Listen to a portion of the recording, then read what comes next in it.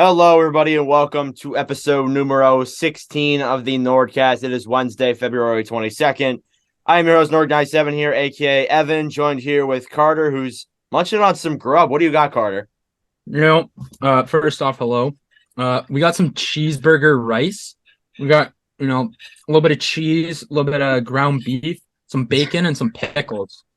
And obviously rice. It's actually so fire. Iconic NordCast meal. And then we're joined here with Jack, too. How you doing, Jack? Hey, good. All right, well, You got episode food? number 16. What? I asked him if he had food. But Oh, okay. I don't have any food right now. No, I don't either. It's episode number 16. We went on a little bit of a hiatus. Obviously a lot of stuff happened. I turned 16, so that was fun. But yeah, a lot of trades happened since we last talked. I don't think we've talked since the Bo Horvat deal. So that's how long ago it's been since we have talked. But yeah, we're going to start off with the Vladimir Tarasenko deal and the New York Rangers. The Rangers acquired forward Vladimir Tarasenko with 50% salary retained, and as well as that, defenseman Nico Mikkola. And in exchange, the Blues acquired forward Sammy Blais, defenseman Hunter Skinner, a 2023 first, and a 2024 fourth. First off, let me mention how the Blues, they're going to get a huge haul. Like they already have gotten a huge haul. They already have 3 first-round picks in this deep draft alone. And then as well as that, too, they got Ivan Barbashev on the market, who could get as high as a second-round pick, maybe a first if you're lucky. And then as well as that, too, Colton Parayko has been rumored to be moved, and they could get a first for him for sure. So they could end up with as high as 5 first-round picks in this year's draft, and that's just unbelievable in my opinion. But yeah, what were your guys' initial thoughts when this trade happened? Because I think we were all in school when this happened, but pretty wild. Yeah, I think I was in school, and I wasn't expecting them to trade O'Reilly.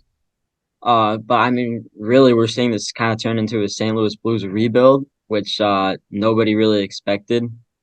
So yeah, like you mentioned, potentially like 5 first-round draft picks, already 3. That's just kind of crazy to think about. Like coming into the year, they're one of the favorites, maybe even to win the Central Division, and now they're kind of going into a rebuild here. So just weird to see the position they're in now, and maybe they'll just try to build up for the future at this point. So, Carter? yeah. Like looking at like both their trades. Well, I guess which trade are we on? Because Jack talked about Ryan O'Reilly. Then you brought up Tarasenko.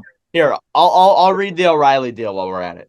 Yeah, let's just do the O'Reilly deal. Oh wait, we were talking about Tarasenko. Yeah, it's fine. Oh, my Wake up, bad, Jack. Wake up. That's right. Well, I was gonna say because like the O'Reilly deal happened at like 11 o'clock at night.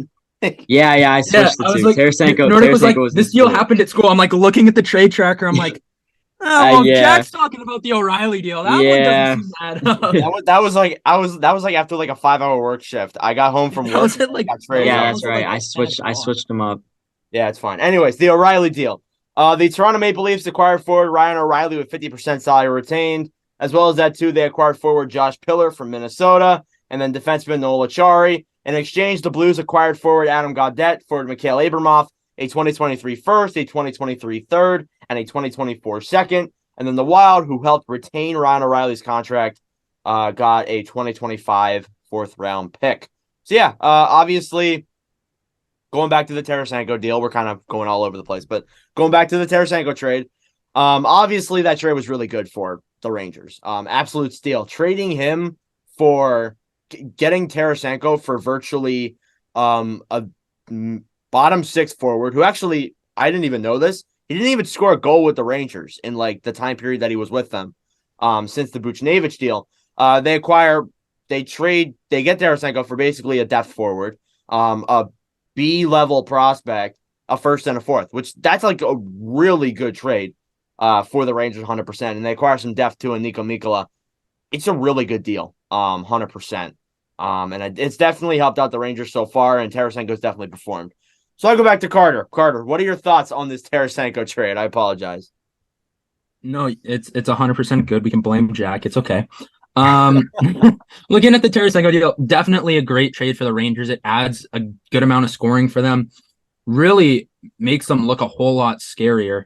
Looking at them, and what they gave up is honestly, I find like decently fair, especially for a guy like Tarasenko. I really like this deal for the New York Rangers, even for the Blues too. Like this is a solid deal. You're getting that first round pick. You're getting Sammy Blast, who's a pretty decent player. He just hasn't really found his game yet, I don't think. I think he can definitely find it with the Blues too. But yeah, definitely, I think a great trade for both sides there. Yeah, yeah, it's a pretty good deal overall. I like it a lot for the Rangers, 100%. Going back to Jack, what are your thoughts on the Tarasenko deal, not the O'Reilly deal? The Tarasenko. Yeah. Yeah, Tarasenko this time. Yeah, like you guys said, I like it for the Blues a lot. Sorry, for the Rangers a lot. And I also like it for the Blues. Like I mentioned earlier, they're kind of going into a rebuild here, so they get a couple good assets there. And then for the Rangers, another top six guy that really knows how to play. And I think he already has some chemistry with Panarin, which is good to see. And you mentioned before we started recording, Kane, Rangers still being in on Kane. And so if they can get Kane, I think this is the top team in the East, to be honest with you. I think that's the team to beat. Yeah, I was just about to bring that up. The Rangers are, as of like an hour ago, before this podcast was even recorded, the Rangers are still reportedly in on Patrick Kane. Which, can you imagine if they make it work? It's going to take a lot, but if they can make it work, imagine a team with Tarasenko, Panarin, Zibanejad, Kane. Oh my God, Adam A lot of Fox, star power. Yeah, Fox. Shesterkin. Like that team could go far. Like Yeah. I'm like That's a scary group. That's a Like- scary looking group. originally, like I think the Rangers could make the Cup Finals, but like if they get Kane, they're for sure they have an even greater chance. 100%. I'd hammer their cup odds. Yeah. I mean, like I've always been against them too, because what happened last year's playoffs, they kind of got, some may argue they cheated their way to the second round or the third round. But this year, if they can get Kane, that's a superstar team. And that's a team that could win championships. 100%. And this would be the year to win it, definitely, because obviously, you have Tarasenko expiring and Mikkola expiring. But really, apart from that, they don't have that many free agents that are off the books. The Rangers really don't this offseason. So this really is the year to win it, and they could honestly get some pretty solid returns, potentially, contract-wise, for some of these players. So, yeah. But anyways, moving on to the Toronto deal. We obviously talked about the O'Reilly trade. On Toronto's end, their center core is so deep now. It's unbelievably deep. You got, what is it, Matthews, first-line center. You got Tavares, second-line center.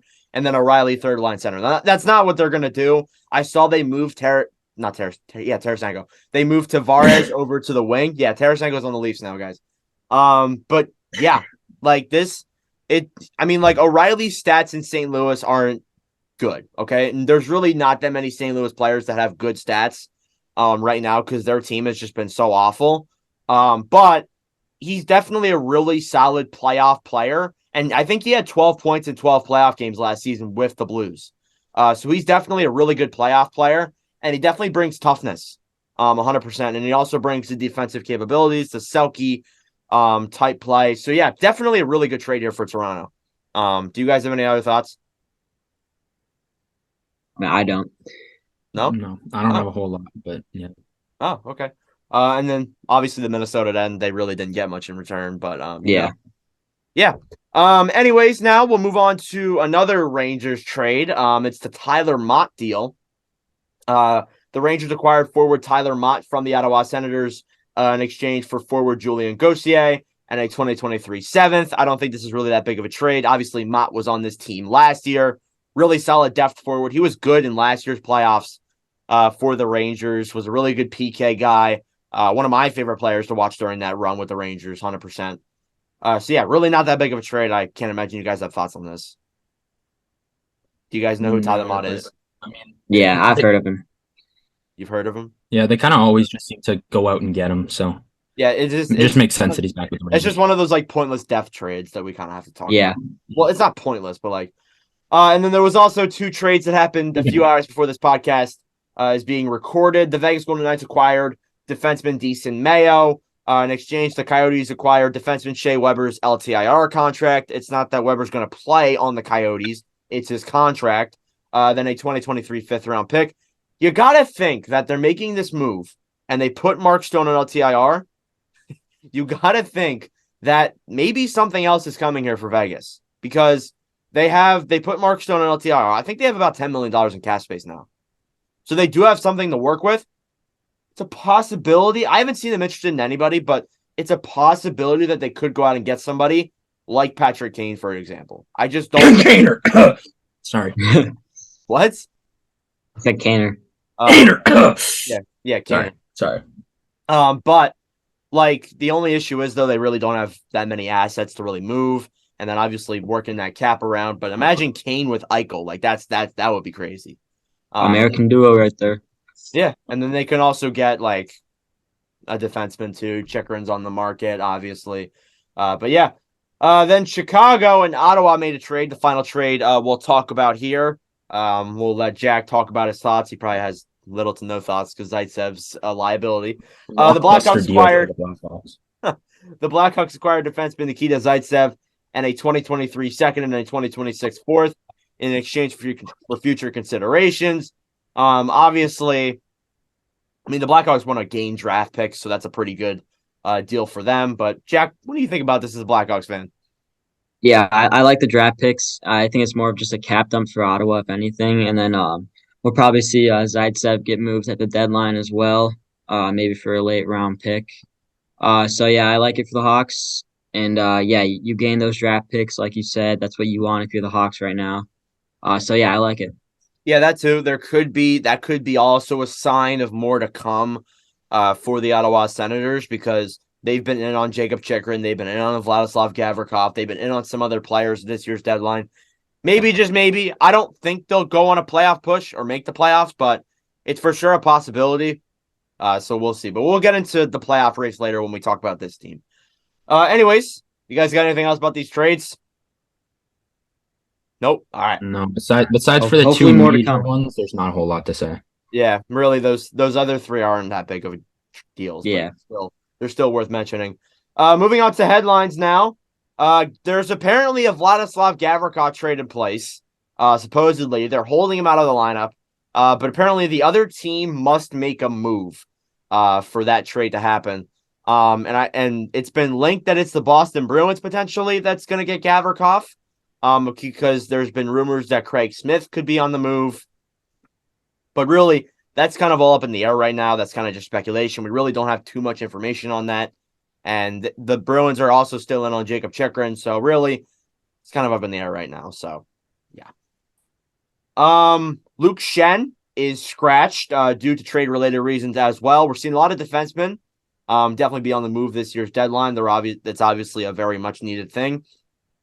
But yeah, Luke Shen, solid defender for the Canucks. I forget what he holds. I think it's like the most hits by a defenseman is like the record that he holds, or it's not block shots because that's Chris Russell or whatever. But yeah.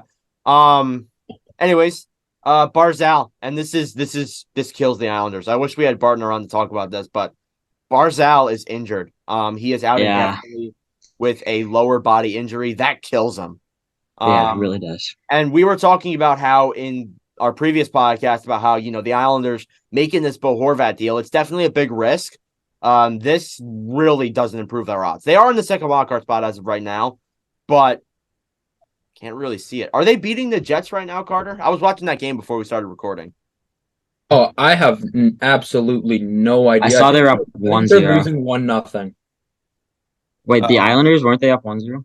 No, the Jets are losing 2-1 and there's 2-1 with 45 seconds left. It's game over. Oh yeah, the Islanders are about to. They're in the first wild card spot now. My apologies. Yeah, but they are like doing very well. But obviously, there's a lot of teams there that are in the wild card race. Some may even argue like teams as far back as Ottawa are still in the playoff race. So really, it's really competitive right now when it comes to that. But yeah, that's definitely going to kill the Blackhawks 100%. Yeah. Damn it, Blackhawks. I mean, Islanders. Yeah. Sorry. My mind's just everywhere. We got an interesting story here that I wanted to read. Martin Kaut, or however you say his last name, has apparently requested a trade 5 times in the last 5 years. So let me read this report here. New San Jose Sharks forward Martin Kaut has told the media today before his team debut, he requested a trade from the Avalanche probably 5 times during his time in Colorado. He was a 2018 16th overall pick, and said he found out about the trade from Tomas Hertl, who called him before either GM when the deal was made. So that's kind of interesting. But yeah, like, he hasn't really panned out to the level that he was going to be. So like, I really don't. I mean, like, is it his fault that he requested a trade 5 times and the Avalanche just didn't trade him? Is it his fault? I don't think so. I mean, No. be better at hockey. I don't want to be one of those people, but like, be better at hockey. I mean, like, that's kind of honestly like how it goes, really. But yeah. And then one last piece of news here. There really isn't too much headlines, unless if we go into like rumors. Jonathan Toews is reportedly staying with the Chicago Blackhawks, and will not be traded. Now, this is not a guarantee that he's going to stay with the team after free agency. He could still very well get dealt, but definitely he's not going to get dealt during the trade deadline. Toews was dealing with like COVID-19 symptoms, and he's been out in and out of the lineup. So obviously, if you wanted to trade him, you really wouldn't get a return back for him anyways. So that's kind of how I look at it. But yeah, Jack, what do you think about that? Yeah, Taves obviously had the chronic illness back in 2020, 2021. Yeah, that's And right.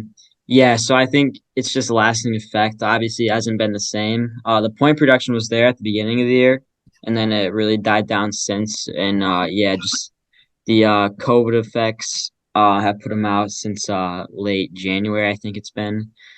So yeah, it sucks to see. And yeah, obviously he was probably gonna get traded if it wasn't for this. So yeah, now he's gonna stay. We get to keep our captain. That's a good thing, I guess. Yeah, I'll probably leave in free agency or retire. I think retirement is probably his main option right now. So Yeah, there wasn't much interest around him anyways, though. So like, yeah, I really couldn't see that big of a trade. The only team that I've seen maybe is actually either the Seattle Kraken or the Winnipeg Jets. yeah, I saw Jets for sure. But I think I think Carter has talked, because Carter's a Jets fan, obviously. He's talked multiple times on the podcast about how that would not be a very good move for Winnipeg. So yeah. That's it for headlines. Excuse me. Have a brutal cough, and my throat has been very mean to me today. Moving on to trending players. David Pastrnak has reached the 40-goal plateau. This is the 3rd time in his career. Now, I think we've talked about this before in like an over-under, but do you guys think that Pastrnak could get 60 goals? How many games are left in the season? Let me take a look. Let me check. I'll check. Give me 1 second. Because yeah, The Bruins have played 56, so there's 26 games left if my math is correct. yeah, For the so Bruins, at least. hold on. They played 56. Definitely. It's possible. I'll take the over. You'll take the He's over. got 41 currently. Yeah, 41. If he pops off, if he plays absolutely insane for these last couple of games, yeah, for sure he could get 60. He's not. I think he actually has. He might have more goals than McDavid now, or just as many. I could be wrong on that statement, though. Does he?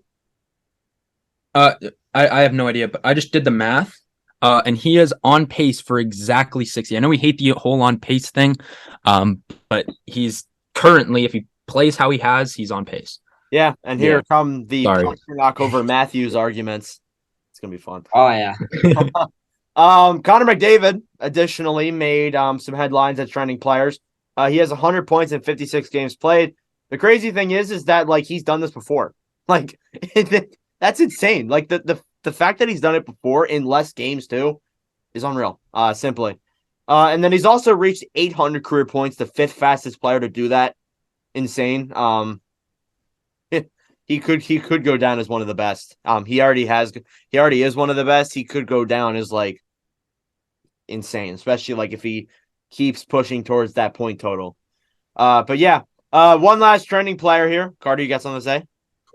No, but I'm just gonna say, thankfully, I wasn't talking because you guys both froze. So Oh yeah, the Wi-Fi, I saw your Wi-Fi was really bugging. So yeah, we should probably say that in advance. Carter's Wi-Fi has not been good to him today. Anyways, No. now, the final trending player I have is Jacob Markstrom, and it isn't for a good reason why he's trending. He's played 12 games this season. That kind of shocks me. I thought he played more, but in 3 out of 12 games this season, Jacob Markstrom has only 3 games with a .900 save percentage and higher. That is absolutely brutal, especially for a player who played incredible last season. That's brutal. Yeah. So yeah, that really he hasn't played 12 games. I drafted him in fantasy too. He's played 38 games, so I might have that number wrong, but he's only had 3 games with a .900, which is crazy. That's horrible. So yeah, that definitely goes to show why the Flames haven't been very good this season. Yeah, that's probably the main reason too. Yeah. So those are your trending players. We're gonna move on to game of the week now, where I'm gonna let Carter take it away. Well, honestly, when I was looking at this, there wasn't a whole lot of games that really like stood out to me as like this is a game that I'm gonna go right out of my way and watch. There's a couple like decent games this week. The one game that I would probably watch is February 26th at 6 Central, so 7 Eastern. We got the Toronto Maple Leafs taking on the Seattle Kraken. They are about 8 points in difference in the standings. Both teams have been pretty solid as of late. So definitely, if I was going out of my way to watch a game, it'd be probably this one this week. Yeah, then obviously Toronto acquiring Ryan O'Reilly too. I also forgot to mention, in the game against Buffalo, I should have added this into trending players, but O'Reilly scored his first goal and his first hat trick with the Toronto Maple Leafs against the Buffalo Sabres. So yeah, I forgot to mention that. That just came up into my head. But yeah, we're gonna take a little break here real quick, and then we will get back to finish up this pod. Okay, everyone, welcome back. So we're gonna talk about the Washington Capitals. They are a team that really is kind of just out there. Honestly, we got a lot to talk about here. We got a lot to unravel because they're kind of at a crossroads. When it comes to this trade deadline, they could go like 3 different ways. They could either just ride it out, they could buy in, or they could just sell. It's definitely a possibility. Currently they are 28, 25, and 6 for 62 points. They are 3-7-0 in their last 10, and they're on a 5-game losing streak. One of those being in the Stadium Series to the Carolina Hurricanes. They are currently 2 points out of a wild card spot, which may not seem that bad.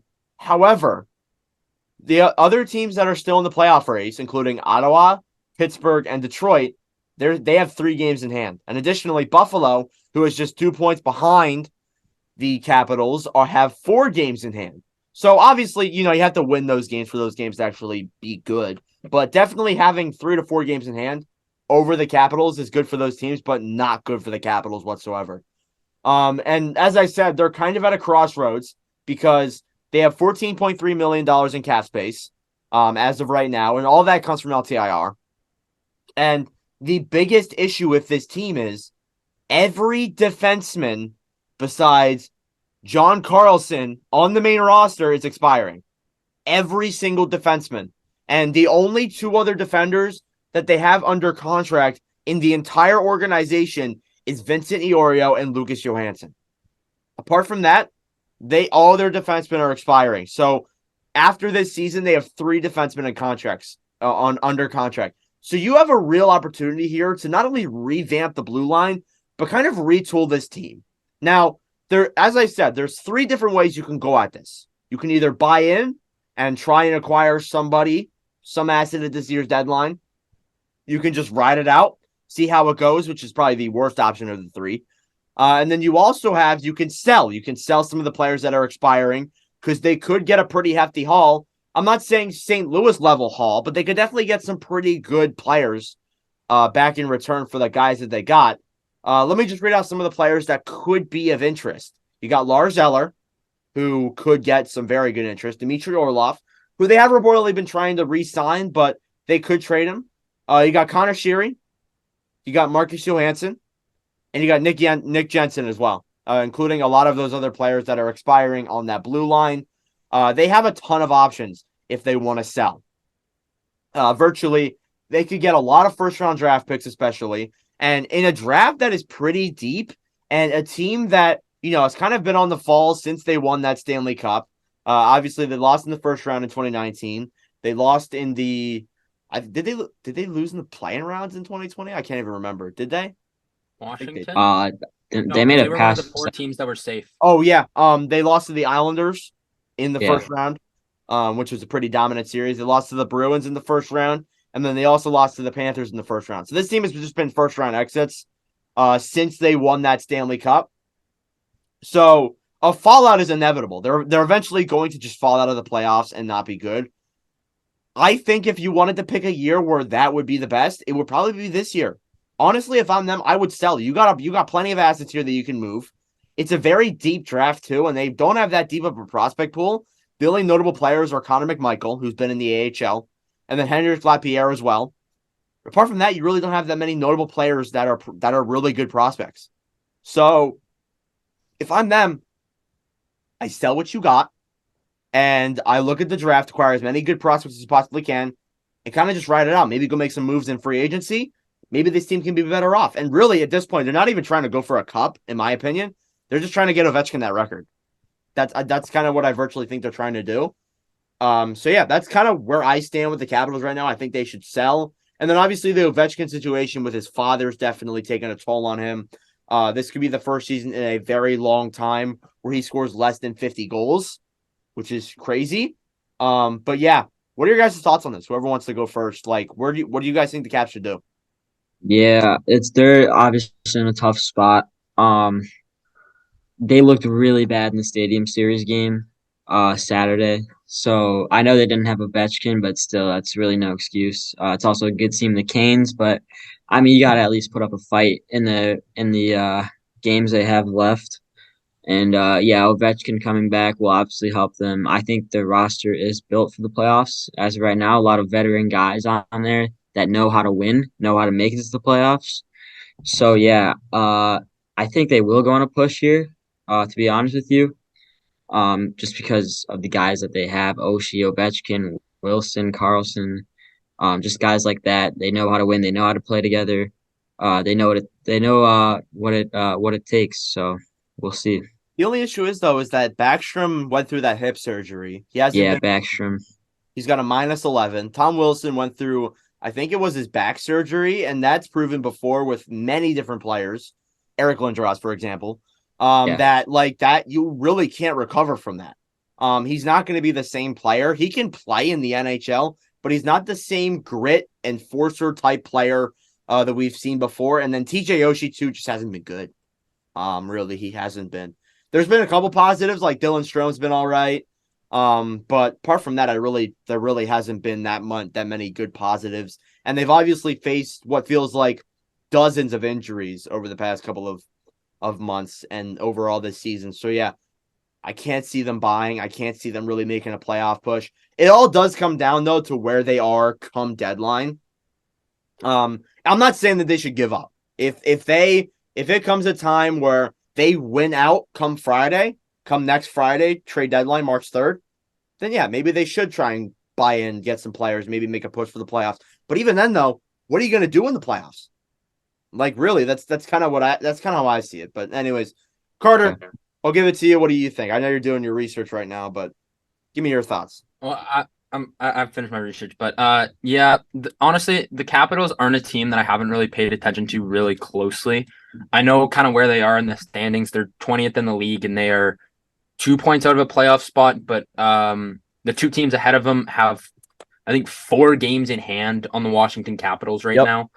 So those 2 teams are the Detroit Red Wings, which are 2 points out of a playoff spot with 4 games in hand on Florida, and then Pittsburgh, who's 1 point out of a playoff spot with 2 games or with 4 games in hand on the Florida Panthers as well. So yeah, I can't really see them doing much for as far as a playoff push goes. They're not really a team that I have high hopes for coming down to the wire at the end of the season here. But yeah, I'm not 100% sure on what they're really gonna do. As I mean, as you said, Nord, like it looks like they're just kind of going for Ovi's goal record, which honestly might be the only thing that's really worthwhile for Capitals fans right now. Yeah. I mean, like, it would be time to go through like a retool / rebuild. If they do it right too, like if Ted Leonson does this right, which he has done before, maybe they could be a solid team again as soon as next season. But honestly, if I'm them, I'm trading away some of these players. It's difficult because a lot of these players were a part of that cup run, and they might be hard to let go of, and it's going to definitely be emotional for some Caps fans. But I think it'd be the right move. And then as well as I've said a couple times, this upcoming draft is really deep. And they have a possibility of getting a top 10 pick if they sell the deadline and they just tank. If they just don't play very good, they could get a top 10 pick, which could prove worthwhile for them. But yeah, we'll obviously see what the Capitals will do. They're obviously one of those very interesting teams. Obviously, in that wild card race, there's a lot of talk there. It's a really, really heated race right now. But yeah, if the Capitals keep playing like they are, they could fall out of it.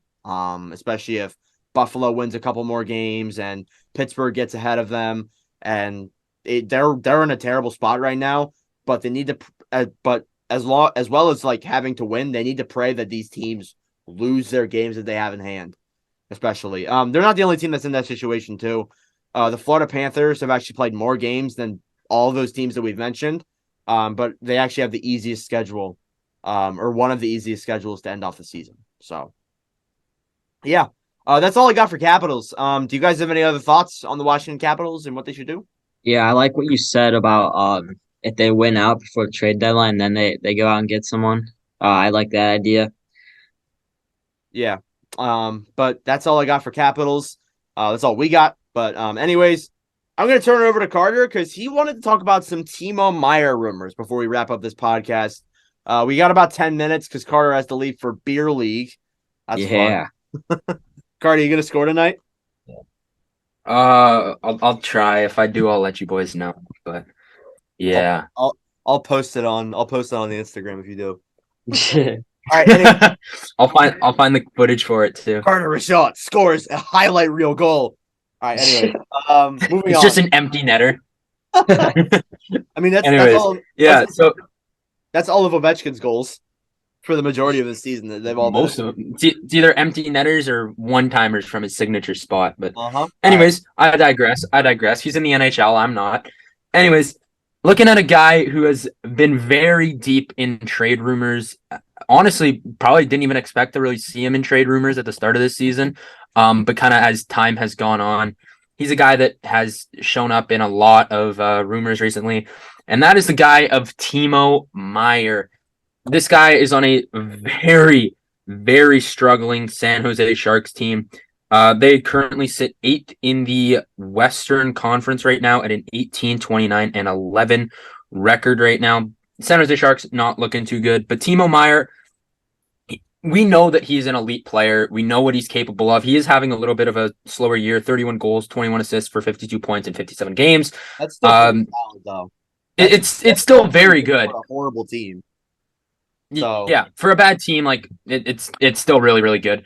But yeah, looking at him, there's like, okay, I don't really know how many teams are like actually interested in Timo Meier or just it's all speculation.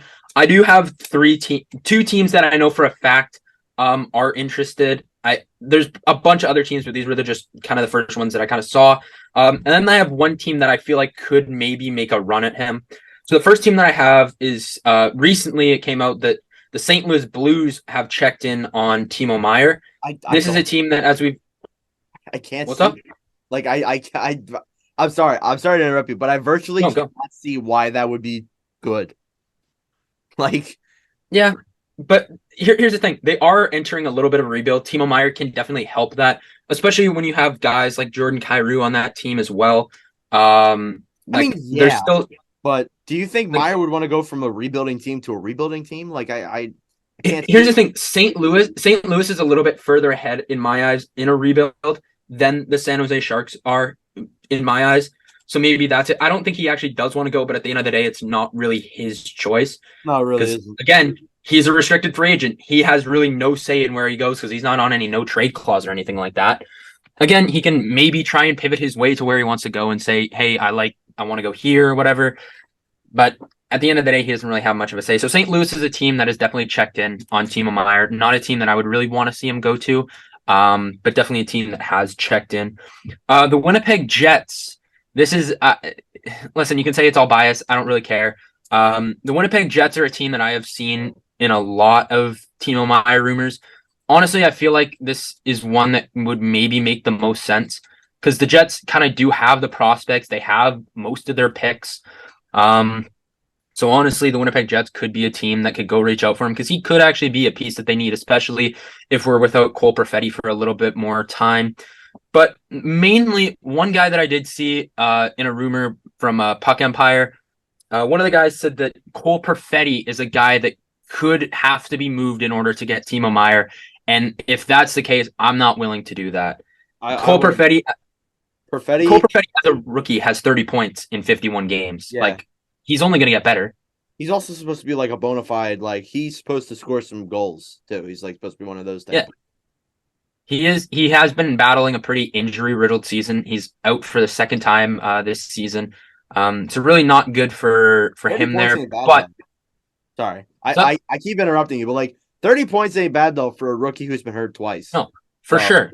Definitely not. No. I really do like Cole Perfetti. He's a guy that if it does come down to Timo Meyer or Cole Perfetti, I will take Cole Perfetti. He's 4 years younger, and I think that he has a little bit more upside than Timo Meyer, but at the end of the day, if the Jets decide, hey, we want to make a cup run now, this guy helps more, might have to say bye to Cole Perfetti as much as I don't want to. If you win the Stanley Cup in June, then sure, maybe I'll turn my head and look the other way. But at the end of the day, Cole Perfetti would really help this team out. A guy in my eyes that I see as more realistic is Ville Heinola. He hasn't cracked the Jets lineup at all yet. He's been called up a couple times, but after he's been called up, he's been sent right back down. The Jets just have very decent like defensive depth that he hasn't really gotten much of a chance to really prove himself at the NHL level. When I've seen him play, he has looked pretty solid, I will admit. So personally, I think he's probably one of the more realistic trade targets, I think, for San Jose if they do decide Winnipeg's the option. Ville Heinola, I think, is the guy that the Jets would end up moving. A guy that I would kind of want the Jets to move is Logan Stanley. I don't really know. I don't really like a whole lot of his game. He's big, and that's pretty much all I've seen from him. I'm not a big fan of Logan Stanley's game, but it's okay. So if he is a guy, he has been pretty injury riddled this season, which does kind of suck. He is back though. I'm like 90% sure he's back, unless he got hurt again. But yeah, Logan Stanley is probably the guy that I would prefer the Jets to move out of everyone, but I think he's not really going to be getting moved. And then the last team, this is a team that I could honestly see making a push for him, and that is the Buffalo Sabres. Yeah, I agree. I think I brought that I could up. see Buffalo doing this. Could you imagine that Buffalo roster with Timo Meyer? Oh my God. I want Buffalo to make the playoffs. Like, I do. I know the odds aren't very good because there's a couple other teams that are in the race, but like I want to see Buffalo make it, man. Like, they do have a lot of games in hand though. They're 4 points out and they have 5 games in hand on Florida. So even then though, like they would probably play like Boston if they were like second wild card, but I still think that would be a fun series to watch. Oh, 100%. Buffalo has been such a fun team to watch this season. They're so young, so talented, and they have like a lot of very good players on that team. So there's no pressure on them. Not to mention, there's no pressure. They're prospects too. Oh yeah. Yeah, no, not at all. Because no one expected them to make it. We didn't have Buffalo ranked that high at all. We had them probably 7th or 8th in their division. Yeah, I think all we all had them like either 7th or I think one of us had them 6th. But we had them bottom 6 for sure. Yeah, and look at this team. They have a chance at the playoffs. And they still, not to mention, most of their guys are all young. Most of them are on great contracts, and not to mention, they still have prospects. Devin Levi just led his team. Their goaltending prospect just led his team to win the Beanpot.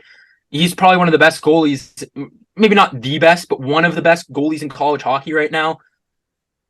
Buffalo's going to be a scary team in a couple years, boys. Yeah. If they get Timo Meyer, oh my gosh, look out for this team because they are going to be very scary. 100%. To wrap up what you said, there's been a couple of the teams that I've seen interested. The Devils have definitely touched base on Meyer, as well as that too. Like the only issue is with that team is that they would probably have to make an extension. Like they would have to put an extension in place before they acquire Meyer, which really I don't see that being that good of a move because the Devils have a lot of free agents this coming offseason. So they're definitely gonna have to make some cap moves. to make it work. Meyer would be a good move, obviously, but I'm not sure if I'm them. And then as well as that, the Carolina Hurricanes too have expressed interest. But I also can't really see that either. They would be okay without an extension though, but they also see him being a long-term player. So yeah, you have anything else, Carter? No, I don't have anything. Jack, have you seen any rumors? Are your Blackhawks in on the Timo Meyer sweepstakes? No, not at all. They're not in on anyone. Yeah, Jack, me and Carter kind of took over for that. Oh yeah, it's okay. It's okay. We'll give you the spotlight next podcast. But yeah, Carter's got to get Jack, to. you just want to talk about the Blackhawks for 20 minutes? I mean, I could, but we'll give him some time to talk in the next pod because we're gonna do like a trade deadline preview. Kane might be gone by then. So yeah, probably. Potentially. So yeah. Anyways, Carter, good luck tonight on your beer league game. Hopefully, yeah, Carter, go get him. But yeah, anyways, thank you you. all for listening or watching on this podcast. Make sure to let me know your thoughts in the comments below. If you are listening to us, please give us a good review. If you're watching, subscribe, comment, like. You know the the jizz, Chad. You know the gist. Yeah. You know the drill. The drill. Yeah. I'm not good with words. But yeah. Anyways, thank you all for listening, and we will see you guys in the next podcast. Adios.